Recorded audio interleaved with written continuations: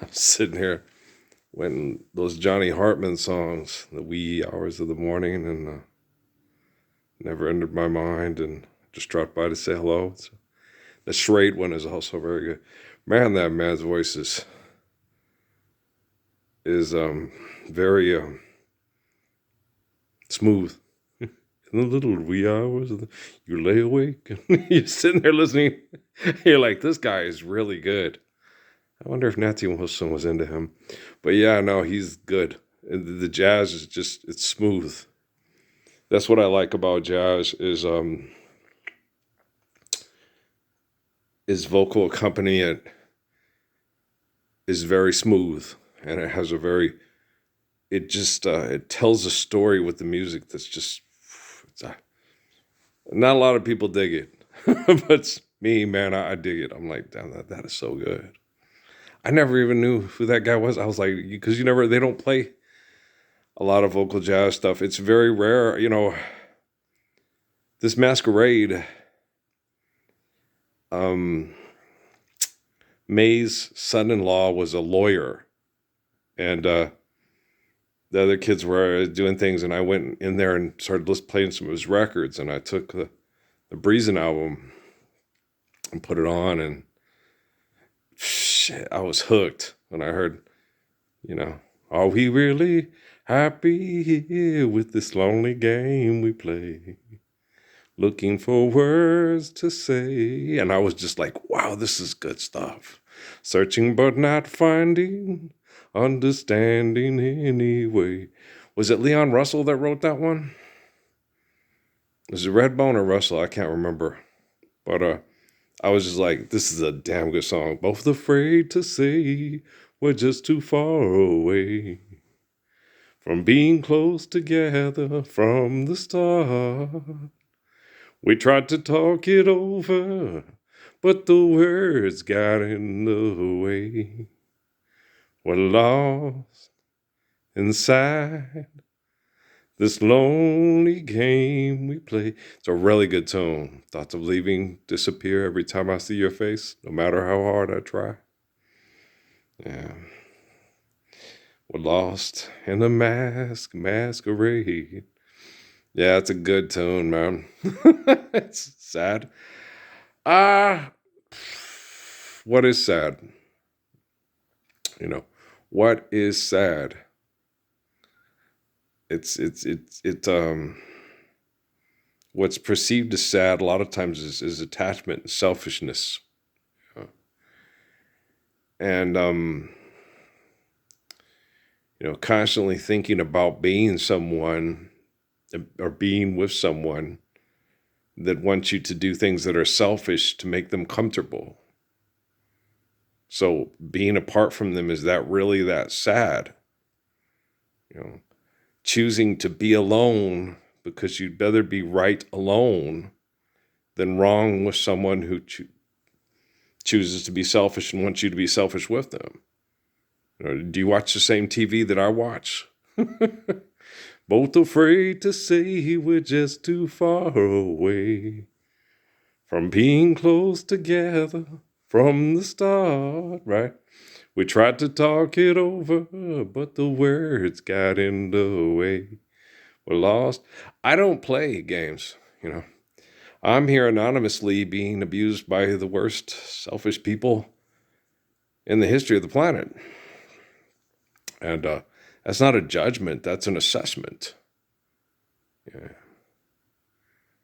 Manipulating people hideously, and the residual effects it has on people psychologically, emotionally, December, it was warmer, and the weather was where I could get out and soak in the sun make me more comfortable for where the melanoma on my shins. The sun really helps it go into remission. And I didn't do it. I was depressed the whole month. I stayed depressed all through January. I still went out there and listened to these videos we make and shot hoops in the barn. But I'm not. I know when I start exercising again that you have a lot of chemicals in the body that are making their way out. You have to be patient, and you can't get going too fast, but you can't, so I'm not going to do it. And so it's real hard on the body. And you're like, 2 months. I just went, last time was about a month when I did the challenge with the military. 8 months, I can get myself in really good shape. One day you could pull your head out of your ass, but you won't, right? And why did you say that? Why not? When you know something's going to happen and you can do it and they can't, okay? It's never been done, but the babe was calling his shot, right? Okay. When you know, okay, you know what you're going to do, you know what you have to do. And you're the only one that's going to do it, and you're the only one that will. Okay? Because you're the only one that can. Okay? I watch these athletes and stuff. I saw the thing with Scottie Pippen. Amy had a big crush on Scottie Pippen. And they have all the artwork and the memorabilia and stuff about his basketball career. And I was never going to take the scholarship to Southwest Bible College and then ended up playing for Paul Westphal. And the guys at Chicago go, how many championships did you win? 2. As soon as Earl left, we got our championships. No, actually, they got one before. Yeah, no, I don't know, guys. When did they start winning championships? Because if I had gone to Southwest Bible College when they offered me a scholarship, that was in 1985. Okay. Chicago ain't won, Okay, I'd taken that scholarship in 86. Let's go through the timetable. 86, 87, 88, 89. Okay, then I would have stayed all 4 years of school. I left Southwest Bible College in Grand Canyon, and then ended up playing somewhere in the NBA. Right. And whoever got me would have been like, yeah, no, we would have won. We would have won. Oh, no. I would have been the darling of the National Basketball Association. I looked like Jesus. I had long hair that flowed when I dribbled. I could dunk over a Keem. Okay. I could outrun Kevin Johnson. I was quicker than everybody else. Okay. I could shoot from when, I was king of mid-range shooting. But when the adrenaline got pumping, and if it needed to be done, I could shoot from the parking lot. I'm just kidding. No, I wouldn't shoot. Those are bad shots. 3-point shots they're not a good shot. I like high percentage shots. I attack the basket, take high percentage shots. Mid-range shots, if you're a good athlete, are better than a 3-point shot. Well, because the closer you are to the basket, the better percentage you have of getting it in. The athletes of the defense ain't there for me. Okay, defense ain't there. No, Scottie Pippen couldn't guard me. No, Michael Jordan couldn't guard me, just like Michael Jordan he couldn't guard Kevin Johnson. Okay? Do you understand? I was quicker than Kevin Johnson. And my adrenaline, when it went through it and I had to do it, I could jump higher than Kevin. Kevin was a phenomenal athlete. He was a very good basketball player. We ran into each other. Well, John Talay tried to date him. But, it was at Christown. I said, and he did the whole, thanks for your support. It's like, you could be a brother with me, man. It's a nice thing, man. It's cool, I would say, hey, man, y'all doing pretty good. Thanks for your support. I was like, oh, thanks, man. You could just sit there and, he was like, man, you just, are you sure you're not a politician? I was laughing at him. I was like, no, Eddie Johnson is a very cool guy. Down there, brother. I like Eddie. Eddie and Mark. And I was very pleasantly surprised with Tom Chambers. Yeah. He was a very involved father. Every time we saw him, the 3 times he came, he was with they were tinier than him. His little Tom clones. Dad. His kids were great, man. No, we loved him. They come in, man. He's a real cool dad. He's everywhere he goes, he's with his boys. And you're wondering, does mom send him to keep the women off of him? He didn't seem to be. No, it didn't seem like that at all. Not at all. It seemed that they genuinely liked dad and enjoyed dad, and dad genuinely enjoyed the kids and liked them. That it was a mutual doing things together. And that's the way it felt, because it was they were very real.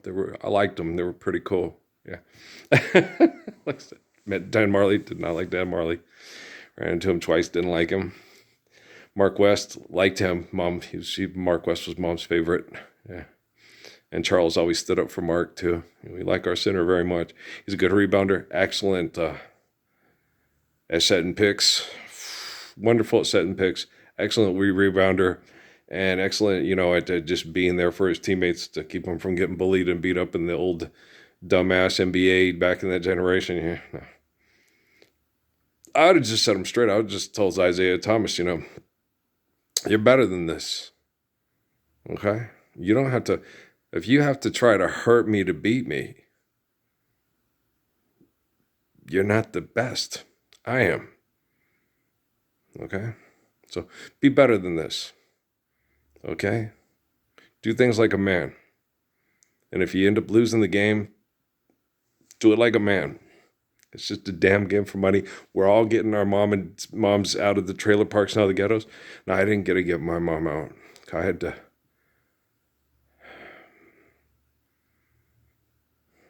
You don't think I've thought about that? More guilt, huh? I told you the part with my parents when they stayed together and they were miserable with each other, and I was 5, and, my dad stayed. And if I had taken that scholarship to Southwest Bible College, right, I joined the military at the same time I would have graduated from college and gone into the NBA. My mom would have been living up in Prescott and stuff and be able to come down for I don't know where it depends. It depended on who I would have got drafted. My mom would have been living in a small resort exclusive community that was free from stress and chemical poisonings of downtown Phoenix and stuff like that. And would have got the best medical care available at the first signs of she was sick. And my mom had similar things to Queen Elizabeth, and we know how long she lived, right? So, yeah. And it was your overdeveloped sense of honor? No. I was being manipulated and engineered into what corporations wanted me to be. They didn't pay attention to me. They didn't listen to me. They didn't, wasn't until I ended up in Sierra Vista and then working at that grocery store and having all those people come in. And that's the thing about these people is they will come and they will challenge you. Okay. When they challenged me intellectually at that grocery store, I thought that too. If I'm like Krishnamurti, why don't they take me to Huachuca, sit me down and bring on all these geniuses, bring in the Richard Dawkins, bring in Hawking, bring in, all these geniuses of that time, and have them discuss things with me. And let us look at things, evaluate things, talk the way they did with Krishnamurti, bring in Ben Brum, bring in Jonas Salk, talk to Parsons, right? I dropped out of school because it was genocidal, not because I wasn't going to compete. I knew that competition over economics was the cause of human suffering and genocide, so I dropped out. I didn't drop out of school because I couldn't hack it. I dropped out of school because it was fundamentally flawed. Okay, I stopped playing basketball because they would make you do immoral and uncouth things to win basketball games for the money. Same reasons why I didn't play football. Football was internal dialogue. Okay, you'll be seen as a dirty player. They will try to hurt you, and you will end up hurting people. You can do things on the football field like ninjutsu.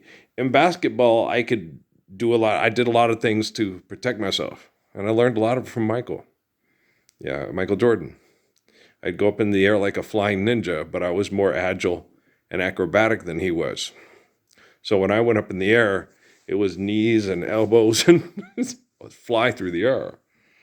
I wasn't trying to hurt them. I was just trying to say, hey, like Bill Russell. He said that too. When he made it his style where he got the ball because he was skinnier than most of the guys that would push him around. He kicked his leg up like a Zulu warrior, which I used to be able to do when I was a kid. But he kicked his leg up like a Zulu warrior, and he would put out both elbows to hold his balance. And so if anybody got in his way, he just made it his style, and the refs let it go. And because I think the refs understand, okay, they will try to physically hurt you, and you have to defend yourself. Like Coach Sewell when I was playing soccer at Messiah Park. You're going to have to, God damn. That's where Stephanie used to do that with me with Patrick. What are you just roll Charlie around, he's going to be all right?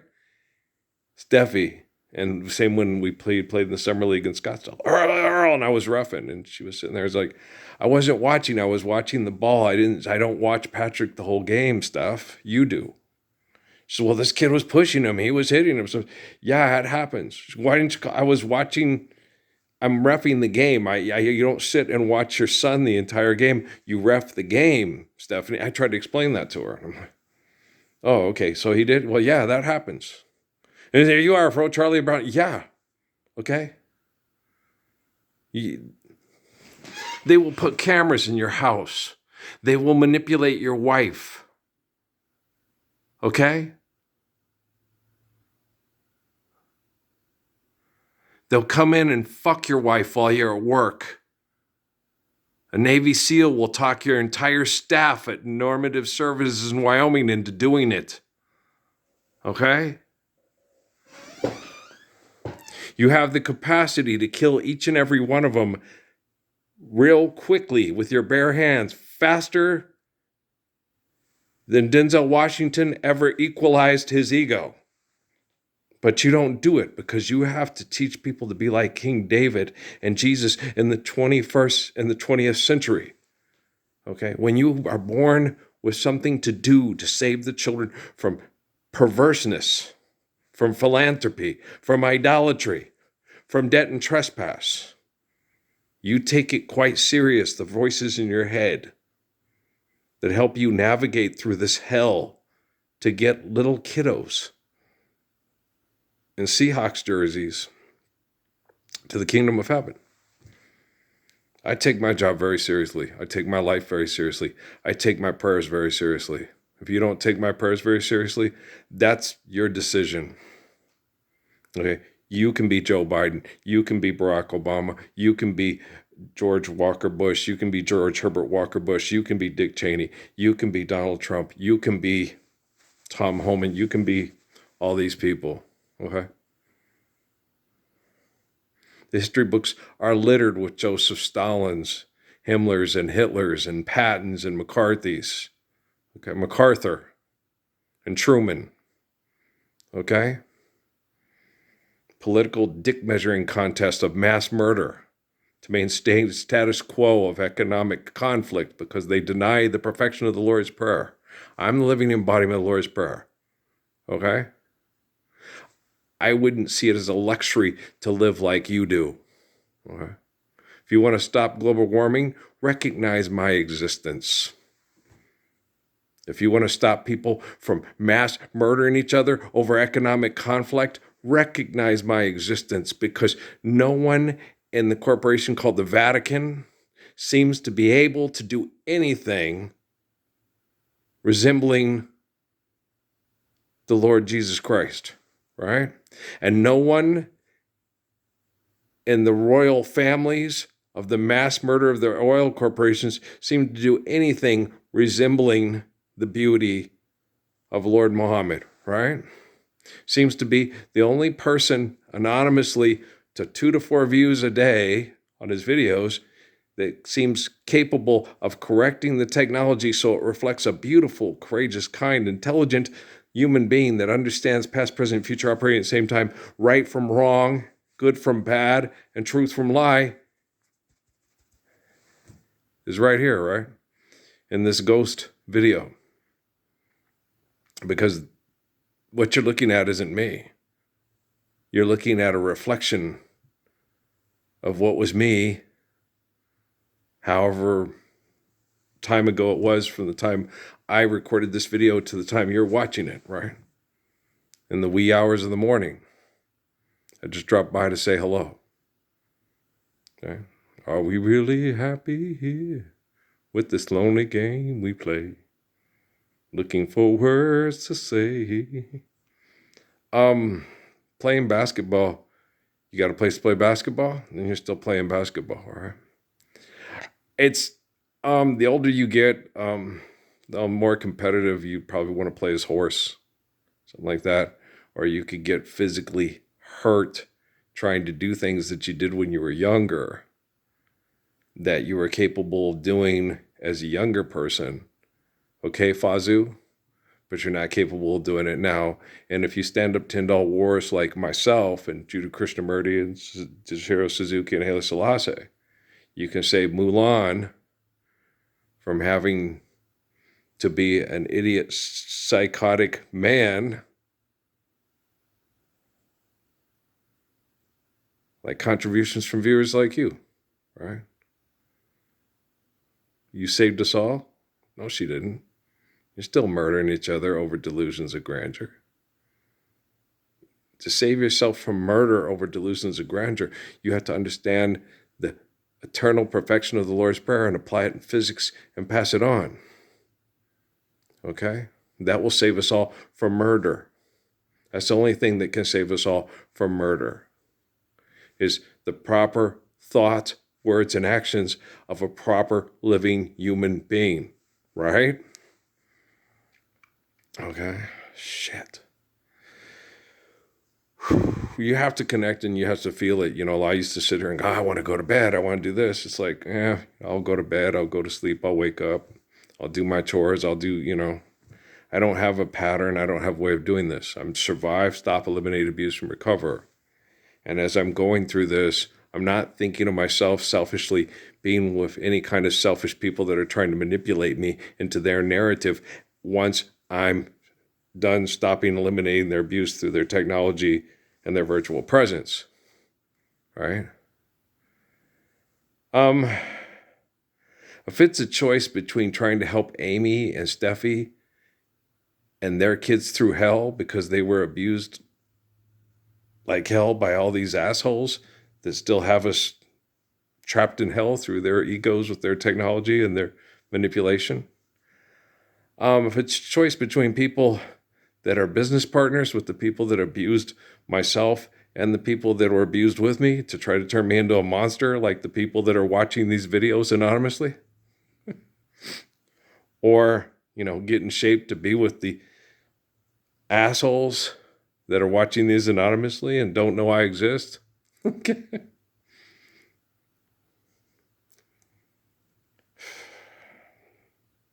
David Rockefeller, man. He nailed you guys, didn't he? He talked to me in Sierra Vista and he walked me around that county. Yeah.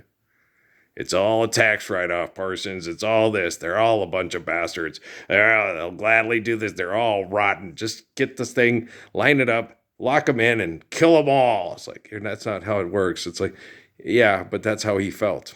How it works?